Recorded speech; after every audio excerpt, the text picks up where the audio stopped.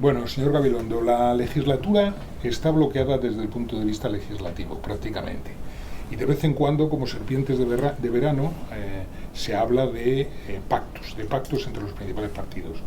Pacto para la financiación de las autonomías, pacto para el agua. Ahora todavía no han mencionado el pacto para la educación. ¿Qué prioridad tendría ese pacto? Bueno, me parece absolutamente decisiva, pero no que se active esta necesidad, ¿no? Y no solo por razones educativas, que también y fundamentalmente, sino también para la estructura social, económica y política del país, incluso diré para la cohesión del país, porque la articulación del país se produce a través de este tipo de acciones.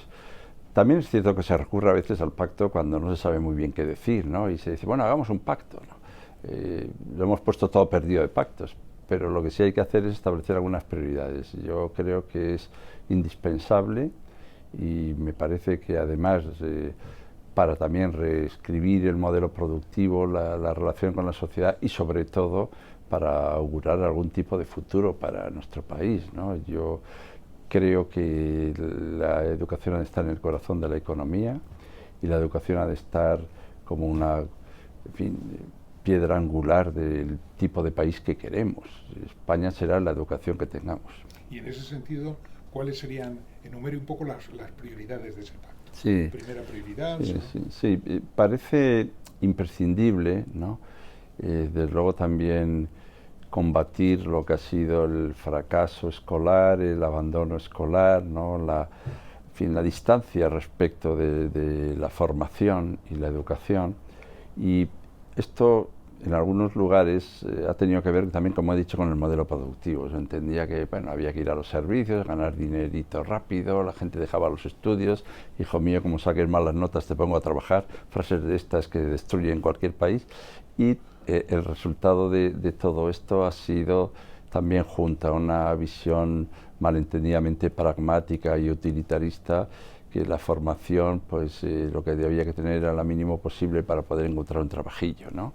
Sin saber que la educación nos permite ser ciudadanos activos y libres, ciudadanas activas y libres, y no solo generar dóciles empleados. Así que lo primero es también un cambio de cultura sobre la importancia de la educación. En segundo lugar, combatir a tanta gente joven que se está quedando en el camino con desorientación y sin formación pensando en el futuro. Y de luego esto habría de empezar, me parece, por la educación infantil, no considerando esto que es un espacio de guardería, de guardar niños, sino como una fase decisiva para la igualdad de oportunidades. Y desde luego el derecho a la educación sigue siendo hoy una reivindicación. Está en la Constitución, en el artículo 27. Pero se está viendo afectado porque la igualdad de oportunidades no es real, hay desigualdad en las oportunidades, porque la educación no es verdaderamente inclusiva, porque el sistema no se sostiene como debe ser radicalmente en una educación pública de calidad, y hoy se habla mucho del derecho a la educación de nuevo. Claro, otros sectores hablan de la libertad de enseñanza entendiéndolo como la libertad de elección de centro, que es una reducción de la libertad de enseñanza, ¿no?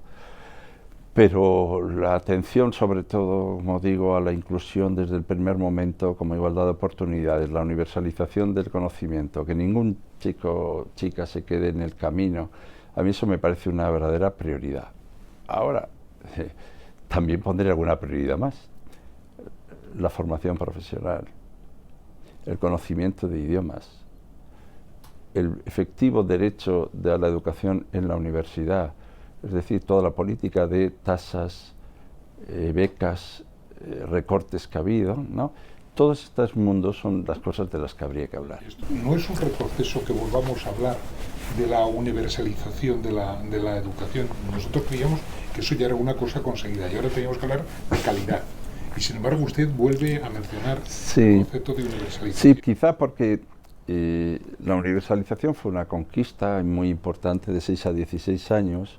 Hoy por hoy se trata de incorporar también otros momentos, ¿no? Incluso se habla de 0 a 18 años, universalizar la educación. Universalizar no quiere decir hacerla obligatoria, que a veces se confunde. Dice, ¿cómo vas a tener un chaval hasta los 18 años estudiando allí si igual lo que quieres es trabajar?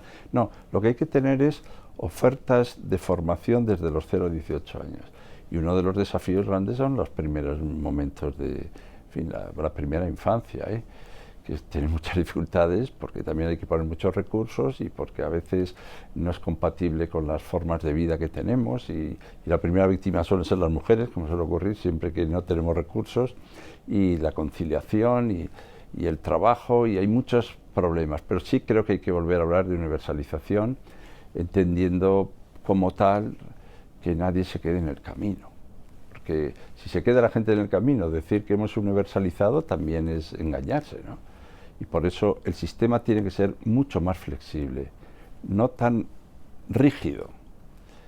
Yo suelo decir que sea riguroso, que se confunde riguroso con rígido. Riguroso quiere decir flexible, o sea que todo el que ha hecho algo y ha estudiado algo, eso hay que reconocérselo. Que no ha acabado, pues se le reconocen 2, y luego hay que 2 años, y hay que señalar qué vías hay para proseguir.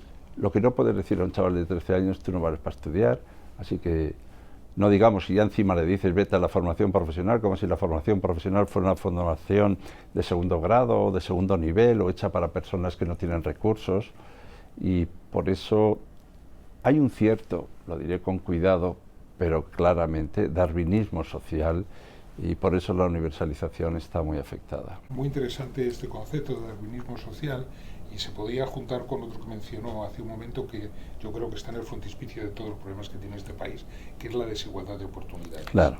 Es decir, crecientemente el futuro de un chaval, de un joven, depende más de la renta y de la riqueza de sus padres que de su propio esfuerzo. Pero es que el 80% de los niños que son pobres morirán pobres, porque la desigualdad es una matriz, no solo en toda la sociedad, sino desde luego en el sistema educativo.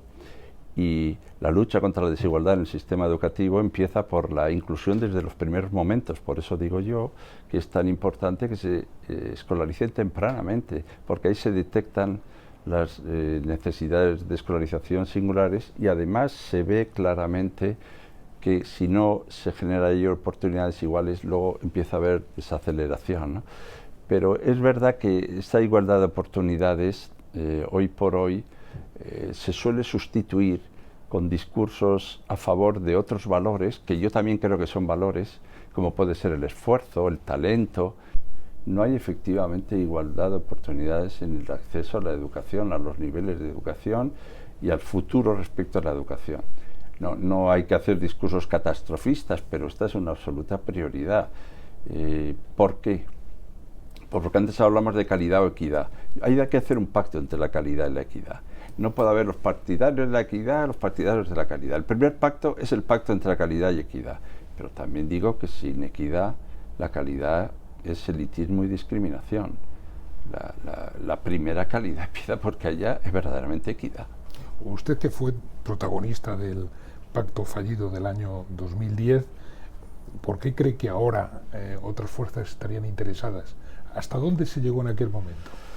Bueno, yo creo que se llegó hasta el final. Lo que yo no sabía es que después del final quedaba otra fase, porque fue un pacto acordado pero no firmado.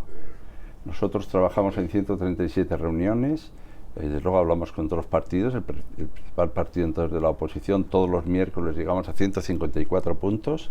Esos 154 puntos estaban también consensuados con la comunidad educativa, que esto es decisivo, la participación, los agentes sociales, los propietarios de centros, cooperativas, familias, etcétera, etcétera. Y llegado el momento final, una vez que habían dado razón a de los 154, no querían dar razón de los 154 puntos. Y por eso cité eso que han repetido alguna vez, aquella canción de Serrat, de me gusta todo de ti, pero tú no. Y esto es lo que me dijeron a mí con el pacto, que les gustaba todo el pacto, pero no les gustaba el pacto todo. Y creo que esto puede tener que ver con que era el final de la legislatura, el gobierno estábamos en una situación difícil, estaba la crisis muy boyante, además las medidas que se tomaban no acaban de encontrar el eco y nosotros notábamos, toda la sociedad notaba que una vez perdido el poder se pierde el gobierno, va por ese orden, ¿no? Y entonces la cosa está en que es probable que alguien pensara que cómo vas a dar ahora esta oportunidad, es el final de legislatura, por eso digo que hay que hacer los pactos al principio. Probablemente pensaron que podían ganar ellos y poner su ley, y así lo hicieron. Así que los hechos han demostrado que su estrategia de pensar que quizá no era lo mejor firmar esto, sino esperar a tener el poder y hacer su propia ley, esa fue la 11. Si sacásemos ahora el texto, ¿valdría exactamente? Yo creo ¿O qué habría sí. que añadir? Yo creo que sí, hombre, aquí pasan cosas por horas. O sea, tener la pretenciosidad de creer que una cosa firmada hace 8 o 9 años puede valer, pues yo creo que no, pero sí hay una cosa importante. El pacto tiene que dar estabilidad de objetivos, estabilidad financiera y estabilidad también legislativa. No solo estabilidad legislativa. Estabilidad de financiación, financiera quiere decir de financiación, es decisivo porque el sistema no puede depender de la coyuntura, de si hay crisis, de si gobierna uno u otro. En torno al 5% del Producto Interior Bruto tiene que ir a educación, al menos por ahora, y luego iríamos a más. Pero cuando estábamos cerca del 5 pasamos al 3 y pico. Estoy hablando de que entre esas estabilidades, que he dicho las 3, ¿no?, de objetivos, de financiación y desde luego normativa o legislativa, la primera, la de objetivos, está muy pactada. O sea, los 10, 12 objetivos que debe tener la educación en España hay un consenso generalizado. Y además tiene que ver con los objetivos del 2020 que pueden valer también para toda Europa. Y yo creo que en ese contexto, sobre esos objetivos, se podrían construir acciones. Creo que ahora se va un poco por ahí. Igual la palabra pacto, como el pacto tiene que ser también territorial. Eso es lo que quería preguntar. Es un asunto, hablemos de eso. En el sentido de que, bueno, ahora digamos que lo prioritario parece ser un pacto de financiación con las comunidades autónomas. Claro. Ahí se introduciría la parte relacionada con financiación del pacto de educación. Claro, es que la financiación tiene que garantizar exactamente los derechos y las políticas públicas como una prioridad absoluta. Y luego la educación es una de ellas, ¿no? Y entonces lo que hay que hacer falta recursos para garantizar eso. La solidaridad entre los territorios se expresa a través de un modelo de financiación. La solidaridad no es una cosa emotiva y afectiva que simplemente hace que cuanto nos queremos todos mucho, sino que tenemos un modelo que garantiza que uno viva donde viva tiene las mismas oportunidades y los mismos derechos. Ahora, esa garantía que da el pacto de modelo de financiación va acompañada a otra cosa. No hay que olvidar que está transferida la educación a los territorios, de tal manera que quienes tienen competencia en esa educación son las comunidades autónomas. Algunas incluso han hecho ya leyes, ¿no? Y el pacto, yo decía que tenía que ser social y político, en este orden, social y político. Ahora hablan de pacto nacional. Yo no estoy de acuerdo con esa denominación y tendría algunas razones para explicar, ¿no?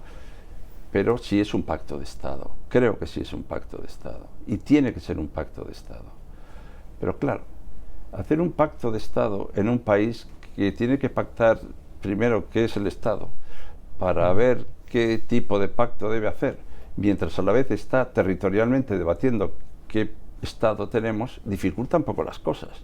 Porque probablemente en Cataluña, no solo en Cataluña, en Galicia, en el País Vasco, en Valencia, en Andalucía, que querrán también saber de qué Estado estamos hablando cuando hacemos un pacto de Estado. Si no, oirán la palabra pacto de Estado y les va a entrar en un temblor. Pero yo creo que el pacto tiene que ser social, político y territorial. Y por eso también un pacto de Estado. Y yo creo que el modelo de financiación es un excelente lugar para que la sanidad, la educación, las políticas sociales queden garantizadas. Y luego hay que dibujar un marco, las reglas de juego y el campo de juego. Eso es un pacto. El pacto no es jugar el partido desde Madrid, desde la calle de Alcalá. El pacto es establecer reglas de juego y campo de juego estables, que no cambien según la mitad del partido. Y que tengan una proyección de tiempo, solemos decir, de generaciones y no de elecciones, y que con una cierta visión de futuro digan, los próximos 20 años vamos a ir todos por aquí, con esta financiación y con estas leyes. Y luego se van adaptando las leyes si hace falta, pero digo, en aspectos parciales, pero el campo de juego y las reglas de juego, hombre, cambiarlos cada vez me parece un disparate. Hagamos un pequeño excurso y luego volvemos. Sí. ¿qué le parece, qué reflexiones le sugiere el debate que está habiendo ya en los últimos meses sobre la educación en Cataluña, sobre la discriminación de determinados contenidos, etcétera, etcétera? Sí, yo no descarto que haya casos, incluso casos serios, incluso casos graves, pero de luego no comparto la lectura que en algunos ámbitos se ha hecho sobre la educación en Cataluña, ¿no? En Cataluña se aprobó con un consenso muy grande una ley de educación. Yo desde luego lo que he vivido es que una convivencia extraordinaria de lenguas, las lenguas no como vehículos de exclusión sino de convivencia. Otra cosa es que ahora, yo no sé si en estas circunstancias todo se utiliza en una dirección o en otra, y de luego me parece que sería un error lo que algunos piensan, algo así como recuperar la confianza en una recentralización educativa. Me parecía un verdadero disparate, ¿no? Incluso todo este debate que ha habido político es un debate para recuperar la verdadera autonomía, ¿no? No es para quitar autonomía, es para que haya autonomía de verdad, ¿no? Y yo no haría drama con eso. No estoy de acuerdo con que haya una situación insostenible en la educación en Cataluña, ni mucho menos, pero esto no quiere decir que no haya casos concretos insostenibles. Lo que hay que hacer es identificarlos, aislarlos, corregirlos y tomar las medidas que sean precisas en casos particulares o en centros concretos. Pero no me parece justo descalificar globalmente el sistema educativo, y me parece aún más pernicioso utilizar la lengua como arma arrojadiza cuando las lenguas son espacios de convivencia, en un sentido o en otro. Y en general, yo puedo decir, por lo que sé, es que allí se aprende bien el castellano y se aprende bien el catalán. ¿Que todos tenemos que aprender mejor? Pues es probable, también aquí. Volvamos a la línea argumental central de nuestra conversación. Vamos a hablar de algunos temas que usted ha mencionado, por ejemplo, becas. Hay que cambiar el sistema de becas, hay que aumentar el número de becas. He leído que recientemente el secretario general del Partido Socialista ha propuesto que la primera matrícula en la universidad sea gratuita. A mí me parece que eso sinceramente no es una buena idea, porque eso significaría que los hijos de Botín no pagarían, es decir, la primera matrícula en la universidad. ¿No sería mejor más becas y menos gratuidades en la primera matrícula? Bueno, la tendencia, al menos que yo defendería, por eso hablo de pactos y acuerdos, es tener una visión integral y global de los asuntos, no haciendo en general, digo en líneas generales, propuestas aisladas de ese marco general. Por eso, a mí me parece que aquí hay los distintos problemas. Uno, el modelo de financiación de las universidades, que este es un modelo que hay que asentar y consolidar con todos los territorios. Un modelo de financiación, cada territorio tiene ese, y en ese modelo de financiación es donde tenemos que hablar de todas estas cosas. Digo esto porque a mí no me gusta que se hable de las becas solas sin hablar de las tasas a la vez, que se hable de las matrículas del primer año sin que se hable a la vez de las formas de ingreso, etcétera. Todo me gusta más una visión más integral. Pero sí hay conceptos que hay que cambiar. Por ejemplo, nosotros tenemos un concepto, que digo nosotros, llamémosle quienes nos ascribimos, si quieren, una posición socialista, y pónganle todas las comillas cada uno que quiera, pues creemos que las becas tienen que concebirse como un derecho, y que concebidas como un derecho deben otorgarse a quien reúne las condiciones para recibirlas, y desde luego no es tanto una cantidad que se destina y se distribuye y una vez que se ha acabado no hay. Es decir, tener la beca un derecho quiere decir que el que tiene unos mínimos o tiene unas condiciones determinadas tiene que tener beca. No son becas competitivas, son becas de derecho. Luego hay otras becas que pueden ser competitivas, que pueden ser de excelencia, que está muy bien para incentivar la calidad y estimular, pero por eso pedir calificaciones para obtener becas que son derecho a estudiar, yo no estoy de acuerdo. No estoy de acuerdo. Claro, quiere decir que no se puedan poner ciertas condiciones para no perder el derecho, ese no, pero eso es otra cosa distinta. Y luego todo esto debe ir unido a las tasas. Lo que no puede ser, desde luego, es subir mucho las tasas y bajar las becas, dar menos becas y subir el número de tasas, porque entonces ocurre lo que no queremos. Siempre hemos dicho que nadie, nunca, jamás, por razones sociales o económicas, pero eso es lo que ha sucedido, ¿no? quede, claro, pero y con los recortes, nadie, nunca, jamás, por razones sociales o económicas, tiene que quedar fuera de la universidad. Sea por otras razones, que las pueda ver y las puedo comprender, pero no sociales o económicas. Y desde luego, ese modelo de financiación llevaría a debatir integralmente. En Andalucía, por ejemplo, he puesto un modelo que sí que hace que no paguen la matrícula los estudiantes. Se puede ver, este es un debate muy interesante, como por dónde se logra la redistribución. La redistribución normalmente nosotros entendemos que tiene que ver con la política fiscal, ¿no? Con las políticas públicas. La redistribución es imprescindible. Alguno dice, bueno, es que nos dan menos de lo que hemos pagado fiscalmente. Digo, bueno, o yo no me entero, o en eso consiste la cosa, en que unos reciban más de lo que pagan y otros reciban menos de lo que pagan, porque es un elemento de redistribución. Si todos recibiéramos lo mismo que hemos pagado fiscalmente, nos ahorrábamos el trabajo, nos quedábamos todos como estábamos y ya está. Cuando una comunidad dice, es que ponemos tanto y recibimos menos. Bueno, sí, puede ser. Lo que hay que hacer es igualar los derechos para que nadie viva en una comunidad o en otra no tenga oportunidad. Habría que reforzar la literatura de la Constitución en lo que se refiere a la educación para que todo esto o basta como está. No basta como está.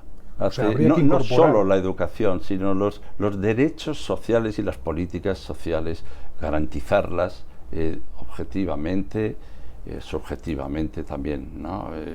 Pues ya sé que la Constitución todos tenemos derecho a la vivienda y yo no voy a poner ese ejemplo que es muy difícil, pero sí puedo decir que a mí me parece que una de las reformas de la Constitución tendría que ir por asentar firmemente esos derechos en la Constitución, entre ellos la educación, que uno dice, ya está reconocida. Bueno, está reconocida, sí, todos tienen derecho a la educación, punto. Se reconoce la libertad de enseñanza.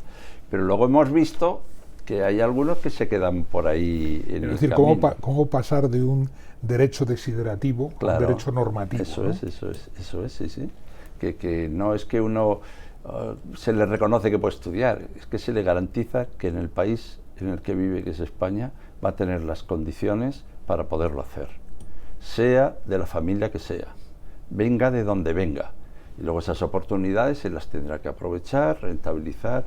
Bueno, cuando se suele decir, bueno, el que llegue más lejos tendrá más mérito y más reconocimiento. Me parece bien, pero hay que salir de la misma zona, ¿no?